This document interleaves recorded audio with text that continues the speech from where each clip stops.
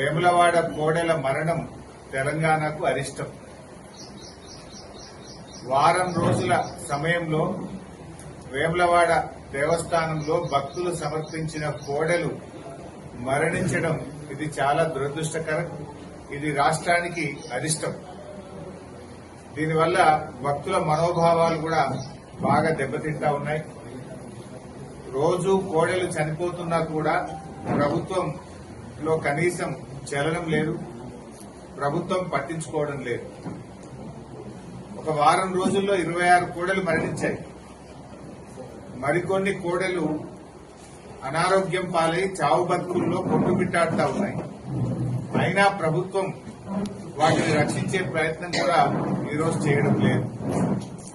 రేవంత్ రెడ్డి గారు ఇప్పటికే దేవుడి మీద ఒట్టు పెట్టి 15 ఆగస్టు కల్లా రుణమాఫీ చేస్తానని చెప్పి మాట తప్పడం వల్ల ఇవాళ తెలంగాణకు శాపంగా మారింది. దేవుడి మీద ఒట్టు పెట్టి మాట తప్పితే అది శాపంగా మారింది.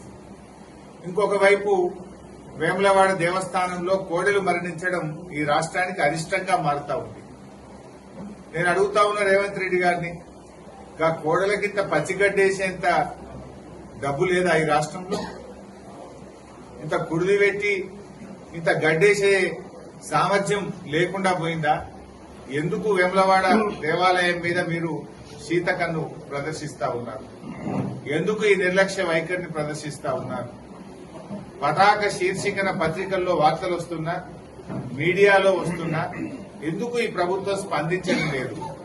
మీ ఇంటెలిజెన్స్ వ్యవస్థ ఏం చేస్తుంది? మీ అధికారులు ఏం చేస్తా ఉన్నారు? మీ కలెక్టర్ ఏం చేస్తా ఉన్నాడు? మీ యొక్క పశుసంవర్ధక శాఖ ఏం చేస్తా ఉంది? దేవాదాయ శాఖ ఏం చేస్తా ఉంది? అందరు నిద్రపోతున్నారా అని నేను అడుగుతా ఉన్నాను. ఇవాళ వేములవాడ రాజన్న అంటే దక్షిణ కాశీగా పేరుగాంచినటువంటి పుణ్యక్షేత్రం వేములవాడ రాజరాజేశ్వర స్వామి దేవస్థానం. భక్తులు ఎంతో భక్తితో ఆ కోడెలను స్వామివారికి సమర్పిస్తూ ఉంటారు.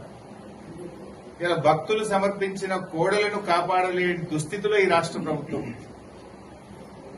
అన్నింట్లా నిర్లక్ష్యమే. చివరికి దేవాలయాల మీద కూడా మీరు నిర్లక్ష్యం వహిస్తా ఉన్నారు. ఇంత గడ్డేసి గుడిది పెట్టే తెలివి లేదా? ఇంకా కోడల్ని కాపాడే సోయి లేదా మీకు? రోజు 5-10 చనిపోతుంటే కూడా ప్రభుత్వం స్పందించదా అని నేను అడుగుతా